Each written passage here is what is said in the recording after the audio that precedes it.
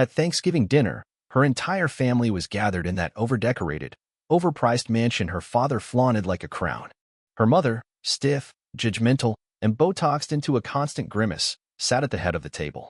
Her father, Ted, the patriarch, stood up with that smug grin and cleared his throat. Then it started. One by one, he handed out gifts. Not little trinkets, real stuff. A Rolex for her brother Jason. Keys to a new Jeep for her sister Natalie. An envelope stuffed with cash for her cousin Melissa. Even the nanny got a Cartier bracelet. The room buzzed with laughter, hugs, and forced gratitude. Then silence. Everyone turned to me. Nothing. I looked at Hannah, my wife, for a cue, a signal, maybe even an explanation. Instead, she smirked like she'd been waiting for this.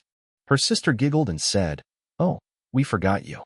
The table erupted in polite, poisonous laughter. I felt it then, that slow crawl of humiliation. But I didn't flinch. I didn't shout. I stood up, slid my hand into my inner jacket pocket, and pulled out a sleek black envelope. "I actually got myself something," I said, smiling wider than I had in weeks. The room fell dead silent. I slid the envelope across the table. Her father picked it up, eyebrows raised. He opened it. Inside?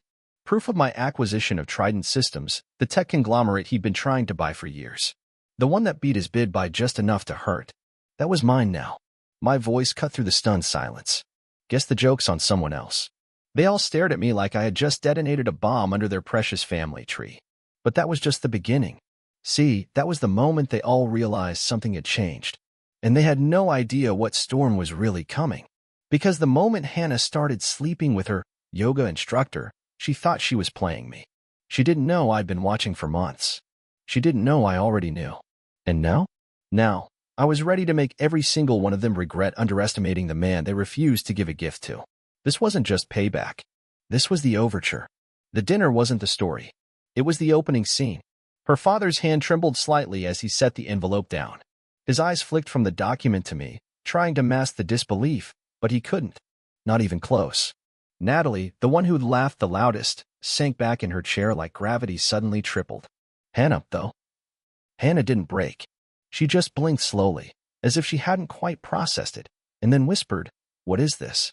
"You can read," I said, calm as a winter lake. "You tell me."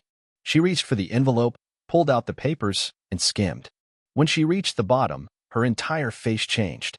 Her smirk shattered. Her jaw clenched so tight I thought she might break a tooth. This isn't possible. You don't have that kind of money." I leaned in just enough for her to feel the heat in my voice. "You have no idea what I have." And that was true. She never asked. Never cared to learn how many nights I stayed up planning, building, taking risks, bleeding for it all. She just liked the results. The houses. The first-class flights. The dinners. The glow of being a trophy wife to a man who never asked for anything but loyalty. And she couldn't even give me that. Weeks before that Thanksgiving ambush, I had already found the messages. I wasn't snooping. I wasn't even suspicious. She left her laptop open. I walked past. And then I saw the name. Zach. That name haunted me. Zach wasn't her friend. He wasn't our friend. He was a 27-year-old, tattooed grifter who taught Pilates and didn't own a car. I clicked. I scrolled. I read everything. Messages so detailed, so raw, they made my blood boil and my stomach turn inside out. They laughed about me. About my routines. My work. My predictability. She called me her backup plan. Said I would never find out. She even joked that if I did, I'd probably thank her for the upgrade. I didn't confront her. Not then. I waited. I watched. I smiled like a man with no idea his home had already been burned to the ground. But I was building something else, quietly, carefully. I started pulling assets. Talking to lawyers. Restructuring companies. Cutting deals behind closed doors. I wanted her to feel safe. I wanted her to feel clever. Because the higher she got, the harder she'd fall when I pulled the floor out. And Thanksgiving? That was the day I yanked the rug. After dinner, as everyone tiptoed around the sudden mood shift, I walked out onto the patio. Lit a cigar. Let the cold air sting my face. Hannah followed 10 minutes later. "You trying to humiliate me?" she hissed. "You think that was humiliation?" I turned, locking eyes with her. That was the appetizer. She glared at me. "Why now? Why not just leave like a normal man?" "Because I'm not a normal man, Hannah. I'm your husband." That hit her. Not in a romantic way, in the cold, Cruel realization that she'd underestimated me one final time. "You're bluffing," she snapped. "You're still here. You haven't filed anything. You haven't done anything." Yet, I cut in. Then I pulled my phone from my pocket and tapped the screen. She looked at it, and her face drained of all color. It was a photo, her and Zach, in our bed, taken 3 days ago. I had installed a new camera under the smoke detector. She never noticed. I didn't even need to say anything. She turned and walked back inside, but not before I said one last thing. "You were the biggest gift I never wanted." Her shoulders tensed.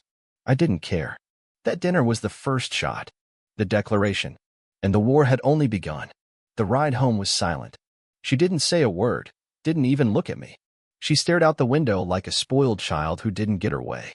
I could see the rage bubbling inside her, but there was nothing she could do. Not anymore. When we pulled into the driveway, she didn't wait for me.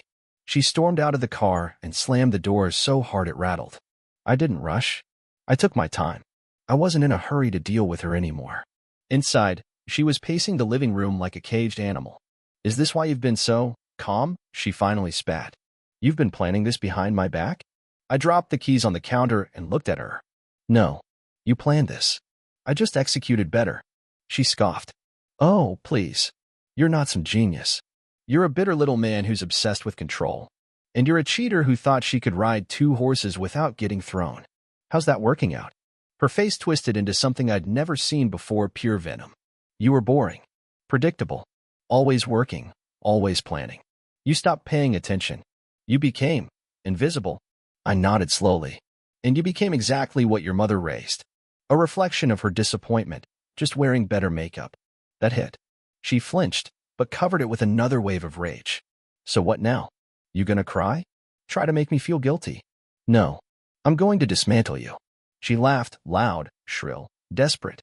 "You're pathetic. Do you think anyone will believe you? Do you think anyone cares? I don't need them to believe me. I have proof. And I don't need them to care. Because the lawyers will." Her voice shook a little now. "You wouldn't dare." I stepped closer. "Already did." I walked past her, up the stairs, into the bedroom.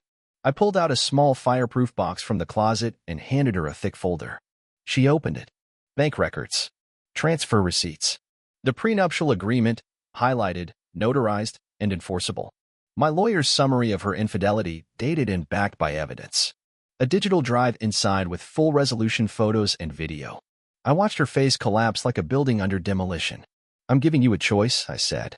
"Sign the divorce papers peacefully, take the settlement I'm offering, and leave with your dignity.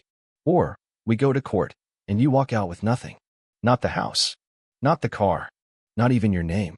Because I trademarked it last week." She dropped the folder. "You're bluffing again. Try me." For the first time, she looked scared. And that's when I realized something. She was never the strong one. She was never the dominant one. She only ever had power because I let her believe she did. The second I stopped playing her game, she was exposed, naked, desperate, fake. I left her standing there, trembling in her designer heels, surrounded by the ashes of her fantasy.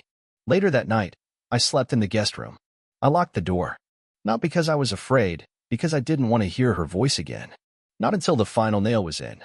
And as I lay there, staring at the ceiling, I felt nothing. Not pain. Not love. Just clarity. She was done. And I was just getting started. The next morning, I woke up before the sun. Quiet. Focused. I showered, shaved, and put on the same suit I wore the day I closed my first $1 million deal. Power had a look. And today, I wore it. I walked downstairs to find her already awake, sitting at the kitchen table in a silk robe like none of this had happened. She was sipping coffee, eyes red but chin still high, pretending she had some kind of leverage left. "You're dressed like you're going to war," she muttered. I didn't respond. Just placed a manila envelope in front of her and stood still while she opened it. Inside? A clean, final divorce agreement. No media circus. No bloodbath. She could keep her car, some jewelry, and a condo downtown I bought 2 years ago. On paper, it was still under my LLC, but I was offering it up. Generous, even after everything. But the rest? Frozen. Untouchable. She read the numbers. "I'm worth more than this," she said quietly. "You were," I replied, "before you sold yourself for yoga sessions and avocado toast." That stung. She looked away, blinking fast. "You can sign this," I continued, "and walk away with something. or you can drag it out and end up with whatever I decide you're worth after you're humiliated in court. Either way, we're done." Her voice cracked. "So that's it? After everything, you're just cutting me off like I meant nothing?" "You did mean something," I said. "But you buried that the second you let another man into our bed." She opened her mouth to argue, but I raised a hand. "No more lies, Hannah. No more rewrites. I gave you loyalty. You gave me betrayal. End of story." For a moment, the room was still. Then she pushed back from the table and stood up, spine straight, trying to look unbothered. But her hands trembled. "I want a lawyer," she said, trying to sound bold. "You'll get one. I'll pay for the first hour. After that, you're on your own." I walked past her toward the front door. "Oh, and Hannah?" She turned slightly, still clinging to some delusion that she could turn this around. "Don't ever confuse silence with weakness again." I left, got into the car, drove away from the house we once called a home, and didn't look back. I had meetings lined up, papers to file, assets to lock down, and a public statement to prepare, because once the dust settled, I wanted the world to know who she really was, in my own words. A few hours later, my lawyer called. She signed. It was over. Just like that. No tears from me. No begging. Only a strange calm. Like I'd walked through fire and stepped out clean on the other side. And for the first time in months, maybe years, I felt free. 2 days passed without a single word from her. The silence was sweeter than I expected. No yelling. No manipulations. No crocodile tears. She stayed locked in that house while I was already 3 steps ahead. I moved into a suite at the Langham downtown. High floor, skyline view, room service at my fingertips. Not because I needed luxury, but because I needed distance. That house had become a mausoleum for everything she killed between us. On the 3rd day, the text started. "Hannah, we should talk." Ignored. "Hannah, you're really going to end it like this?" Read, not answered. "Hannah, you don't even care? After all these years?" She didn't get it. I did care. That's why it hurt. That's why it burned so deep I had to bury every trace of her just to keep breathing. But caring didn't mean forgiving. It didn't mean crawling back to a woman who treated me like an accessory to her lifestyle until something flashier came along. Later that evening, I got a message from Natalie, her sister. The same one who laughed at Thanksgiving. "Natalie, she's not doing well. You should at least check in." I replied with one sentence. She didn't check in with me when she was with Zach. She left me on read. Good. The next morning, I stepped into my lawyer's office with fresh coffee and clearer purpose. We began finalizing asset transfers, property restructuring, trademark filings. Even adjusted the logo of one of my companies, a subtle move, but with a petty twist. The font now mimicked the signature Hannah had tattooed on her wrist when we were still playing pretend love. By noon, everything I wanted locked in was already in motion. By 3 p.m., I got a notification. Hannah had tried to log into one of my business accounts. Denied. At 5:07 p.m., she showed up at the Langham. Reception called. "There's a woman here. Says she's your wife." "She's mistaken," I replied. "My wife doesn't exist anymore." I heard her raise her voice as security guided her out. She was still screaming something when the elevator doors closed behind me.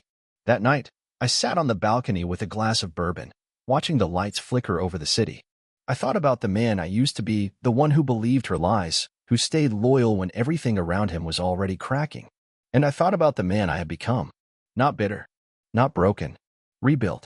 Better. She didn't take my heart. She sharpened it. Now it was a weapon. A week later, she finally sent something that made me pause. Not a message. A letter. Handwritten. It arrived at the hotel front desk, sealed in a pale pink envelope with her perfume soaked into the paper like it could somehow hypnotize me through scent. I didn't open it right away. I let it sit on the glass table beside my bourbon for 2 full days. Let it stare at me while I closed deals, held video conferences, laughed with clients, and planned the next quarter of my life, a life she was no longer part of. On the 3rd night, curiosity won. The handwriting was still perfect, too perfect, like everything else she curated for the world to see. Inside, the letter was 5 pages of weaponized emotion. Not a real apology. No, just a calculated mix of self-pity and nostalgia. She wrote about our first date, how nervous she was, about our honeymoon in Santorini, how she cried on the flight home because it felt too perfect. Then she shifted. She talked about being unfulfilled, about how I was too focused on work, and how she felt lonely. She never once mentioned Zach's name. Not once. As if the betrayal wasn't the elephant in the room, it was the wallpaper. The final line?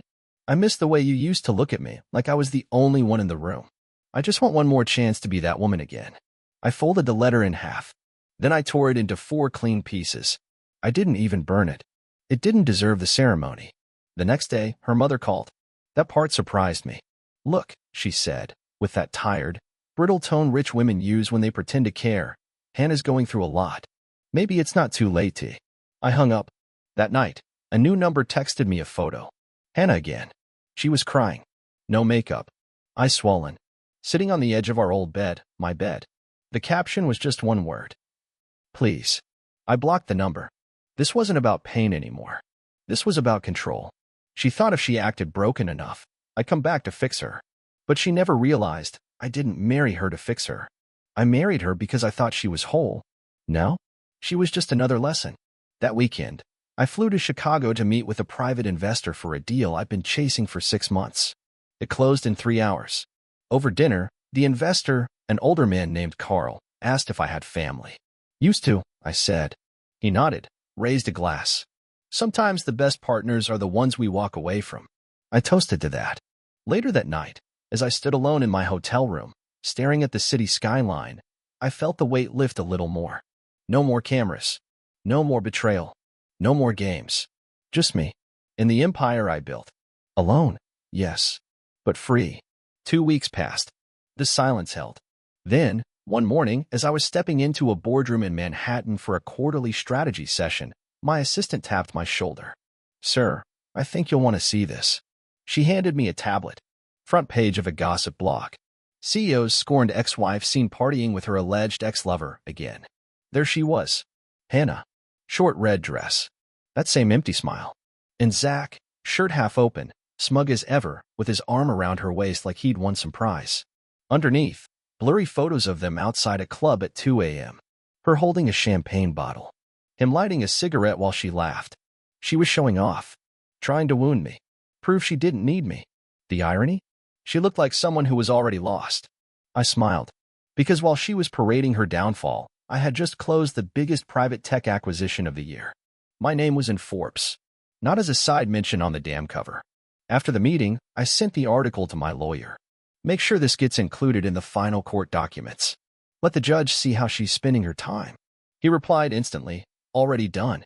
Back at the hotel, I ordered dinner. Sat by the window again. That skyline had become a sort of silent friend, unmoving, honest, real. Unlike her. At 11:42 p.m., she called. Blocked number. I let it ring. Then again. And again. I finally answered on the 4th. She was sobbing. Please. I messed up. Silence. I don't even know why I did it. I thought he loved me. I thought you didn't care anymore. I said nothing. Just let her speak. I feel like I've ruined everything. I wake up, and you're not there. I go to sleep, and all I see is your face. I exhaled through my nose. Slowly. Hannah, I said, calm and sharp. You didn't ruin everything. You just revealed it. Her breath hitched. So that's it. After everything, you're just done. I was done the night you chose him. I just hadn't told you yet. She cried harder. Not the theatrical kind. The kind that comes when someone realizes their game is over and the prize is already gone. You don't understand, she said. I thought you were safe. And he was exciting. I was safe, I said. I was the man who would have burned the world down for you. And you gave me a match and walked away. She went quiet. I hope you find whatever it is you're still chasing, I added. But this was your finale. I hung up. Didn't block her this time. I wanted her to know the line was still open. Just no one on the other end anymore. 3 months later, the divorce was finalized. No courtroom drama. No public meltdowns.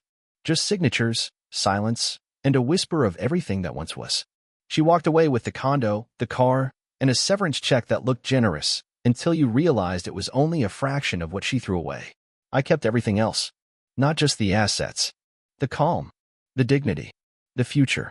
My team threw a quiet celebration that night. Nothing loud.